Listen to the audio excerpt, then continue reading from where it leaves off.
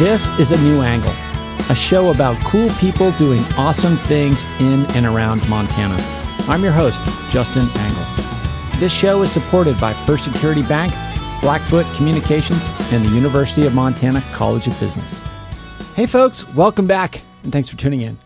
Today I'm speaking with Adam Peterman. This year, Adam put together one of the finest seasons the trail running world has ever seen, including a win in his debut 100-miler, the hallowed Western States. Yeah, I would definitely say it changed my life. It was just totally crazy. It's something that I thought maybe I could achieve someday would be winning Western States, but I really wasn't certain it would happen like on the first shot. In November, Adam won the World Mountain and Trail Running Championship. At only 27 years old, his future looks bright. Adam, thanks for coming on the show. Yeah, thanks so much for having me on, Justin. So tell us, where did you grow up and what did your parents do? Yeah, I grew up right here in Missoula, Montana. Yeah, my dad was the flight nurse, chief flight nurse at Life Flight here at St. Pat's Hospital. And my mom mainly took care of me and my sister. Super. So let's kind of go through, your basic running bio, standout runner at Hellgate High School, and then went on to Colorado Boulder, had a, mixed career there, but ended with a national championship. Is that right?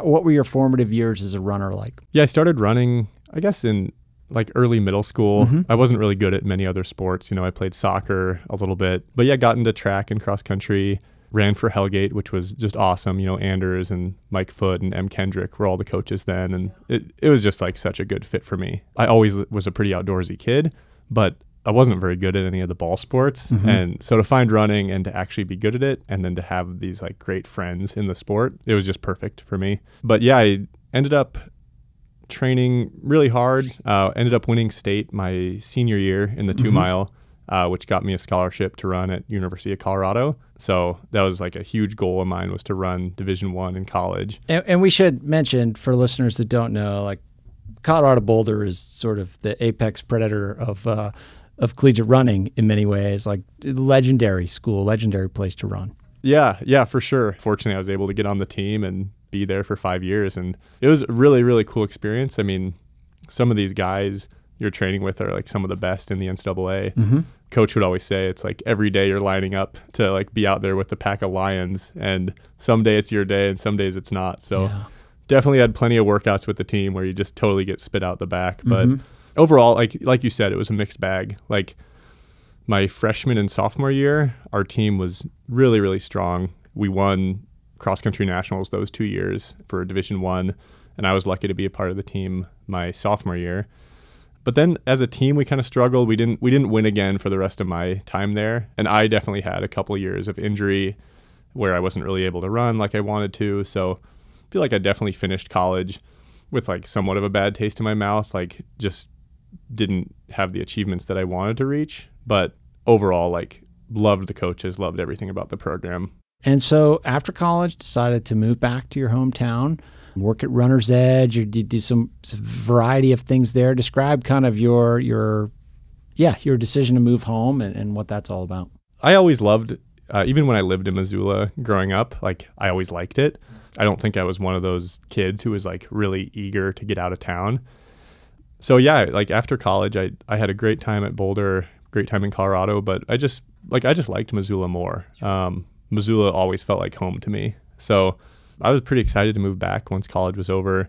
Moved back. I actually ended up being an assistant coach at Hellgate again. That's right. So that was like the only job offer I had after college. I honestly didn't, I would say I didn't think too much beyond running in college. Yeah, beyond the next race, right? Totally. And so when that last race ended, I really took a minute and was like, oh shoot, I need to like actually figure out what the rest of my life looks like. But yeah, fortunately, Anders at Hellgate, he offered me a job as an assistant coach, and I did that. I worked at the Trailhead downtown. I actually ended up doing a seasonal job in New Mexico for one summer. I was a range technician in this little town called Magdalena. But aside from that, I've been back here assistant coaching. Anders hired me on to help out at Runner's Edge events. So I still have this part-time job just helping put on these races around town. And yeah, it's been great. I love being back here. And so in those first few years after graduation, what was your relationship with running? I assume running a fair amount, starting to get into the trail racing space, your body's getting healthier. Talk about that process. When I finished at Colorado, I wasn't really sure what my relationship would look like with running. My whole dream for being, like, when I was younger and in college, was to be a good runner and to maybe someday be a sponsored athlete. And I felt like when I finished at Colorado, like, that dream was really, really far away and maybe wouldn't even happen. And so I really had to reframe my relationship with the sport, where I think it came down to more, I just chose to do what got me excited to get out the door and not necessarily look at it from a performance side. And so, yeah, I was just getting out with my friends. I started making new friends in Missoula, and like the community here, most of the guys I know were running trails in the summer and skiing in the winter and riding our bikes and like tagging peaks and just all the stuff I did when I was younger. And I think that was great. Like, that was like a soft introduction to me to the whole sport of trail running. I think that first year I was back, I never thought I would actually take it to like a competitive or professional level. Yeah, I mean, that has to be an interesting thought process, or, you know, you're navigating this space where, you know, probably the guys at the tippy top at Colorado are going on to pursue, you know, Olympic teams or professional road racing career, shorter distance, different type of existence. And, you know, in the trail space at that point is kind of, it's emerged to some degree. Folks sort of understand what an ultra is, but as far as training and competition goes, it's another beast entirely. You probably had to learn how to run slow to learn how to run an ultra, right? Oh, totally. Yeah, I would always show up to these group runs that we had, and guys would be like I would have to actively like slow down a bunch to run with them. Yeah. But now I don't feel that way. Now it's like the pace I go. Sure. So describe your first ultra marathon. You know, the first ultra I did was the Speed Goat 50K. It's a big race in Utah. That's a difficult race to jump in with. Well, fortunately, you know, I did 2 trail marathons before that. It's called the Moab Trail Marathon, but I ran that in 2019 and 2020. And so I had success at that race. And so fortunately I had like 2 years of solid training before Speed Goat. Yeah, Speed Goat was the first. I ended up winning and just breaking the course record by like 20 seconds. It was really, really close. But yeah, I couldn't really ask for like a better entry into it. I think still, even though it went well, like definitely learned a lot. Like, athletes always talk about bonking, like when you kind of run out of fuel in your body. I mean, I definitely bonked at mile 20 and had to come out of that by drinking a bunch of Diet Cokes. And I guess they weren't Diet Cokes, drinking a bunch of Cokes and taking all these gels at the aid stations. And it's kind of funny looking back now on the Speed Goat, because I think I could probably go quite a bit faster given how little I knew then. But sure. And that's just, you know, a little over a year ago, right? Yeah, that was last July, yeah. And so describe, I mean, I would imagine you're entering into these races with an amount of confidence as an athlete. You know you're a good runner. You know you've got speed and endurance. But at this distance and in this context, you're somewhat of a newcomer. Describe kind of your attitude. Some guys come in and they're brash right from the start. They're like, you know, these people are all old and slow, and I'm going to come in and kick their butts. But you know, what was your kind of mindset going into some of these races from the start? I think I'm kind of lucky that I did have Mike Foote as an assistant coach in high school. Like, he was really a guy I looked up to, even now, but like back then especially. Yeah. Because he was always like such a humble guy. So I think that was great. Like, I try to still be a humble person. And then I also just learned a lot about ultra running from him that I think other high schoolers probably wouldn't have even had on their radar. Oh yeah, I mean, having, you know, one of the top 100-mile runners in the world as your high school cross country coach is a pretty unique position. Yeah, it was huge. So I think that kind of helped form my attitude. And then I just had like, it felt like right away in trail I had a lot more success than I did in road running and track running. And so yeah, I think that gave me like a lot of internal confidence just going into these races. And honestly, looking back, it's probably something I should have carried in track running and road running, because, you know, I line up on the start line of the Western States 100 this year, and having never run 100, in my mind, I think I can win.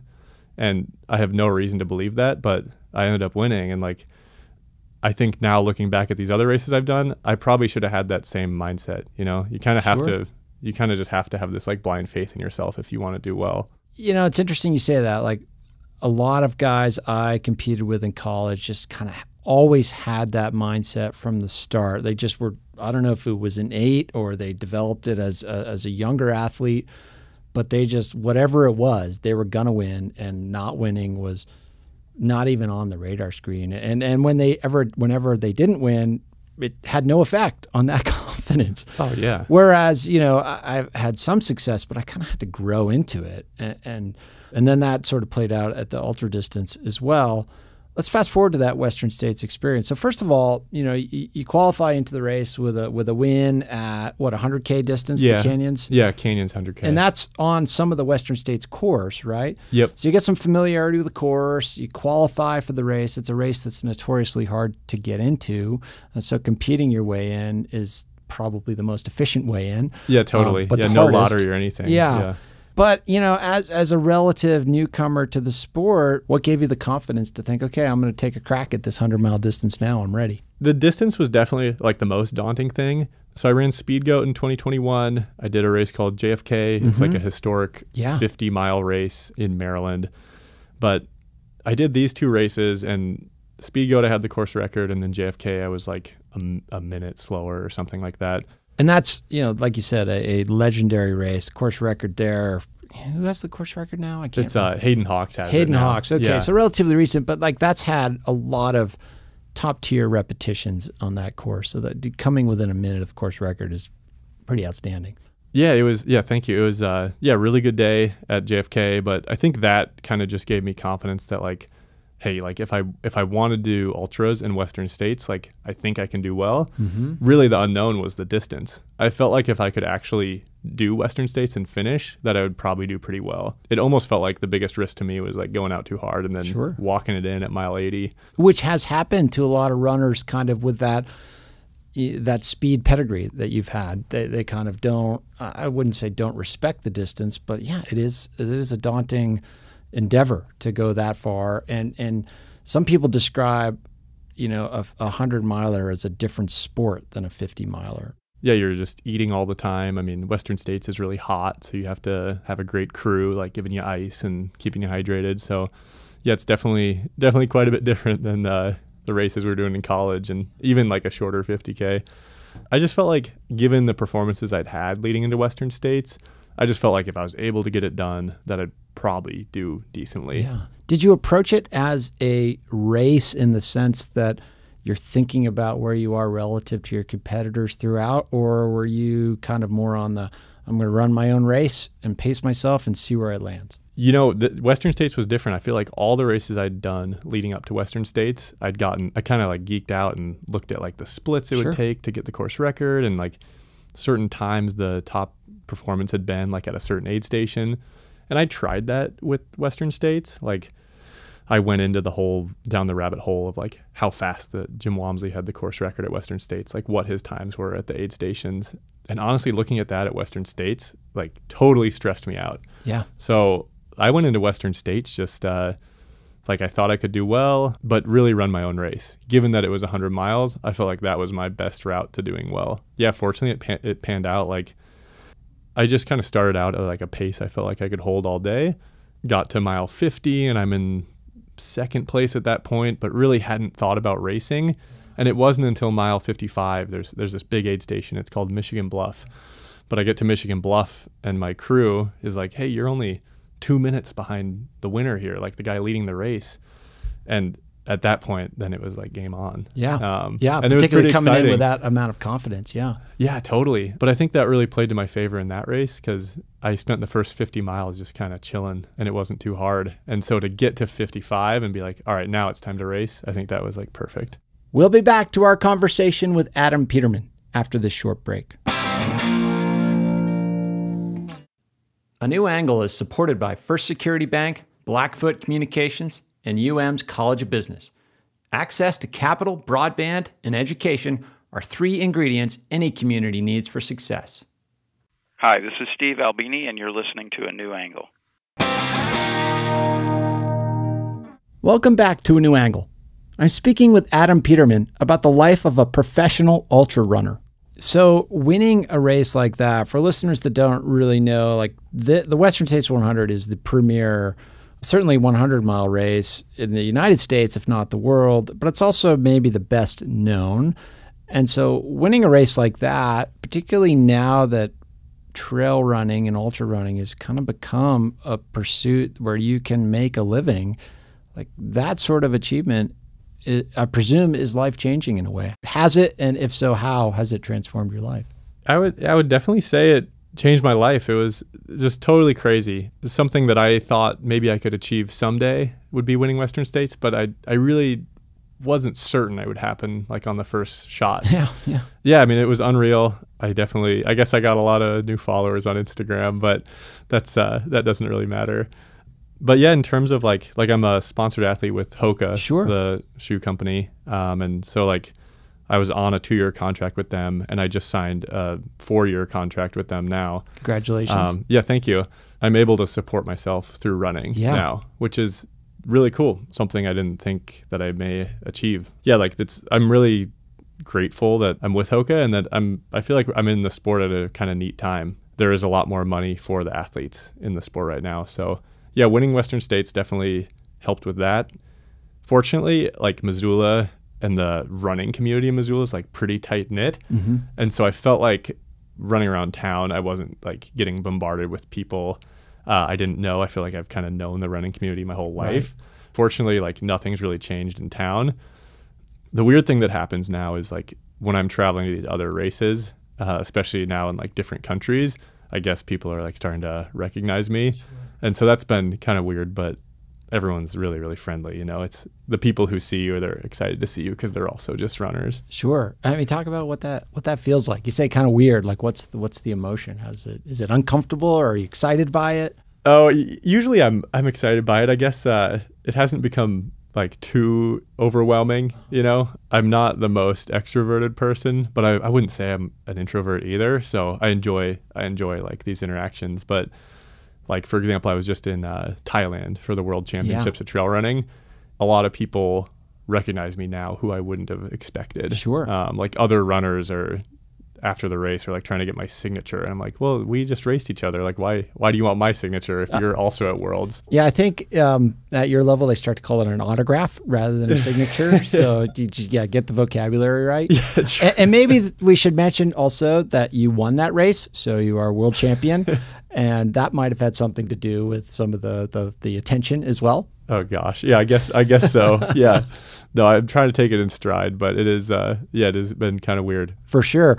I think the attention piece is one thing, but the kind of realization that, oh my gosh, this can be my job. That's got to be fulfilling in a way that this activity that has brought you so much of kind of your self-conception, now it can be your job. That's going to feel pretty good. It's like a lifelong goal really was to be sponsored. Like That was my dream when I was in high school. And yet it felt so far away in college. It's cool to achieve it now. But I think I'll still continue to work part-time. I think it's good to be with real life too. You know, I work for Runner's Edge events, helping put on races. And so I think it's good for me to still have a job where I order porta potties and working on the website, and I'm like lifting things around day of the race. I think it's still important to have that, even though I could right now just support myself from running. Sure.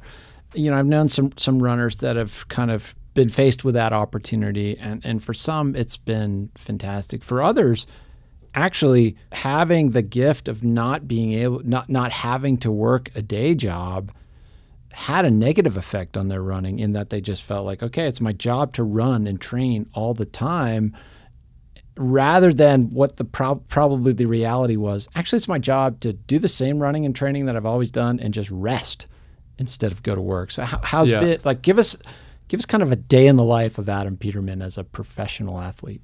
Yeah, like a lot of guys who get sponsored and quit their other job, like they end up doing too much. Yeah. So that's like definitely a worry of mine. But a day in the life. So gosh, I guess I try to get up like somewhat early, like right around 6, and then, head out for a run around 8. Depends on the day, but I'll run somewhere between like 10 and 10 would just be like an easy run, 10 miles.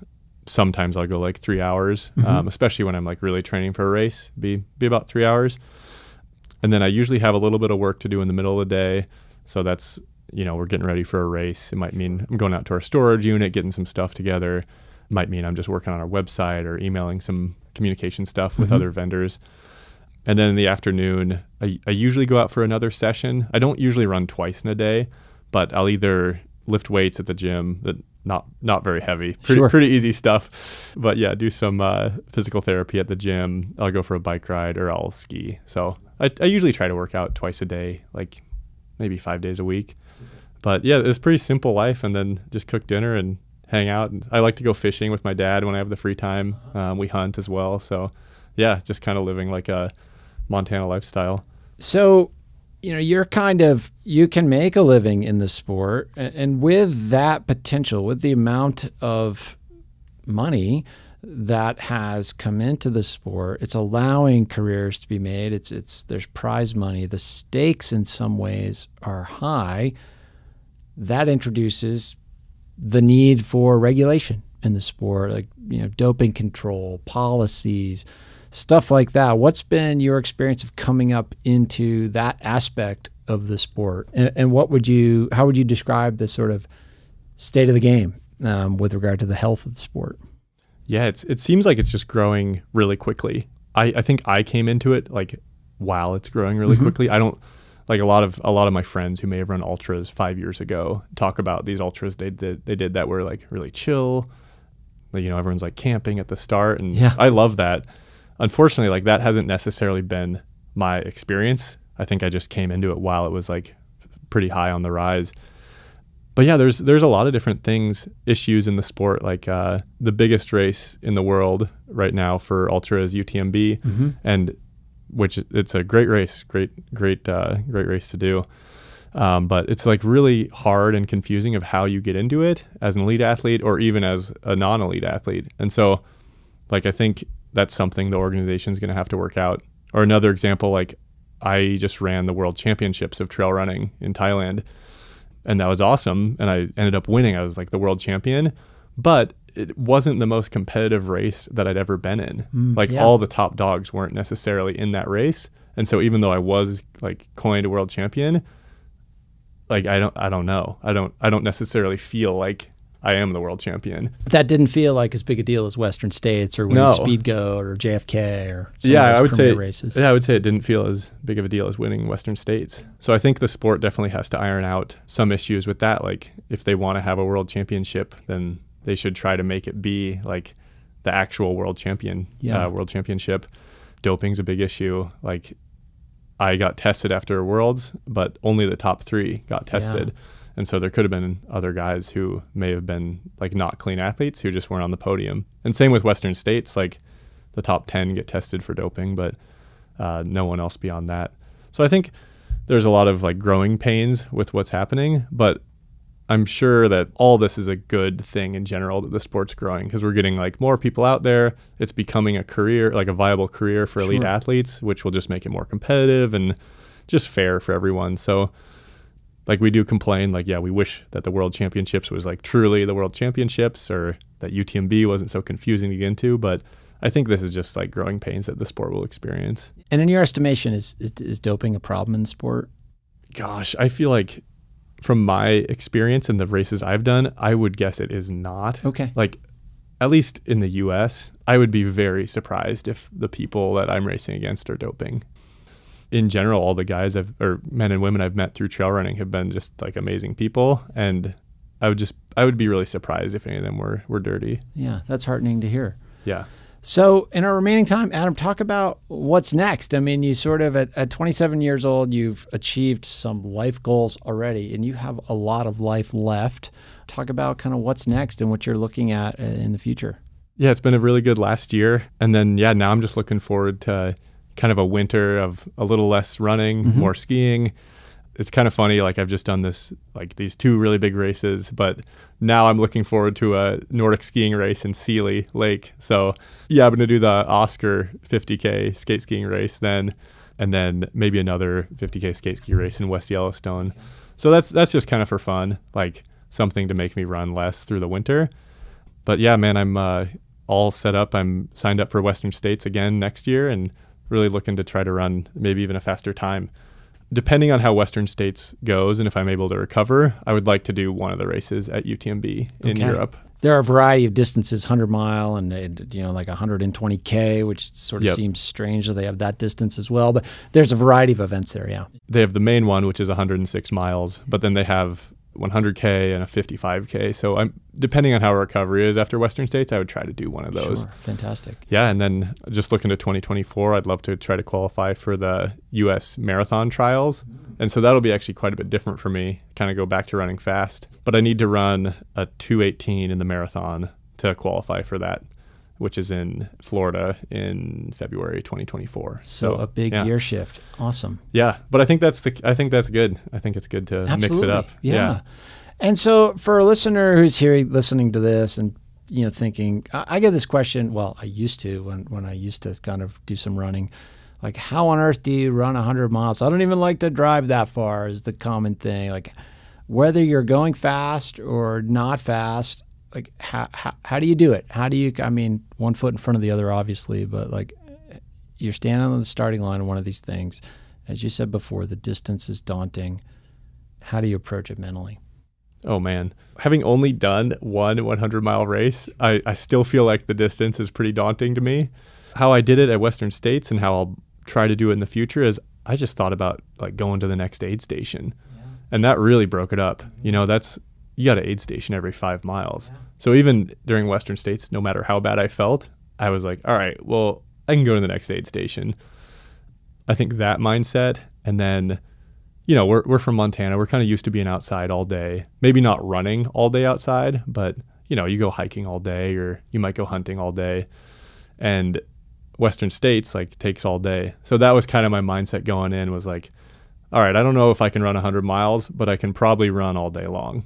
And fortunately that got me through. Yeah. For some people, it's more than all day. It's all day and night and then some day. But Adam, it's been a pleasure learning more about your approach to your work, the sort of transformation this year has had in your life. And I am excited, as I think a lot of this community are, to see what comes next. So thanks for joining us today. Hey, thanks so much for having me on. Yeah, it's been a pleasure.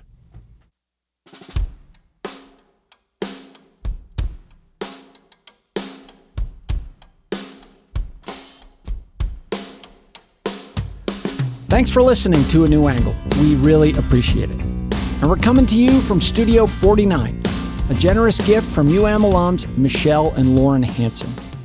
A New Angle is presented by First Security Bank, Blackfoot Communications, and the University of Montana College of Business. With additional support from Consolidated Electrical Distributors, Drum Coffee, and Montana Public Radio. Keely Larson is our producer. VTO, Jeff Ament, and John Wicks made our music. Editing by Nick Mott. Social media by AJ Williams, and Jeff Neese is our master of all things sound. Thanks a lot, and see you next time.